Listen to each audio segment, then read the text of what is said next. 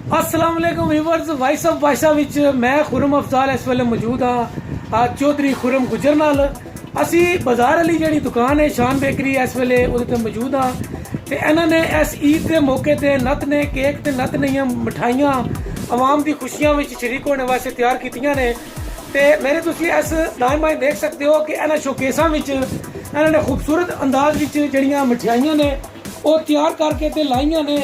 मज़ेदार किस्म दियां ठंडियां ते साफ सुथरियां ते मिठियां मिठाइयां तुसीं देखो। ते इस तो इलावा इन्होंने हलवा जात की एक बहुत बड़ी तादाद भी इस ईद वास्ते तैयार की है। इत्थे जिहड़े शान बेकरी के जिहड़े सेल्समैन ने उन्होंने मास्क पाए ने, ग्लव्स पाए ने, SOPs ते अमल कर रहे हैं। तो इन्हों की अंदर दुकान के अंदर तुसीं लोकेशन अगर चेक करो तो सफाई सुथराई का बेहतरीन इंतजाम मौजूद है। दूसरा इस खास ईद के मौके पर इन्होंने जिथे अपना SOPs अमल कीतियां ने उत्थे हमेशा की तरह नवे केक्स डिजाइनदार जिहड़े केक ने वो बनाए ने, बिस्कुट जिहड़े ने वो नवे बनाए ने। उस तो इलावा बच्चों वास्ते चॉकलेट्स ते आइसक्रीम का भी जिहड़ा ना इंतजाम इन्होंने किया गया है। तो खुरम गुजर साहब कोलों अज जानने कि इस जी ईद है इन्हों की कैसी गुजर रही है। जनाब अस्सलाम वालेकुम। वालेकुम सलाम।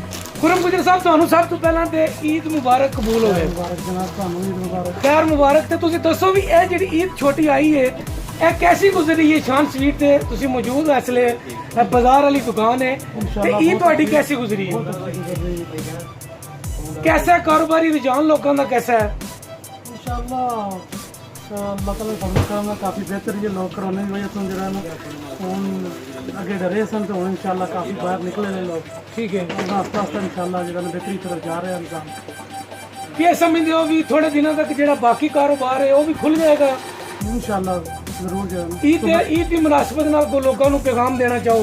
ये कि खुश रहन, इंजॉय करन, अपनी फैमिली नाल रहन, घर रहन, अपनी फैमिली का टाइम देना, अपने जीरो का ख्याल रखना। तो साड़ी सब जो है ना ईद मुबारक, दिली ईद मुबारक। जी खुरम गुजर साहब कह रहे सन कि साड़ी तरफों सारे ईद मुबारक।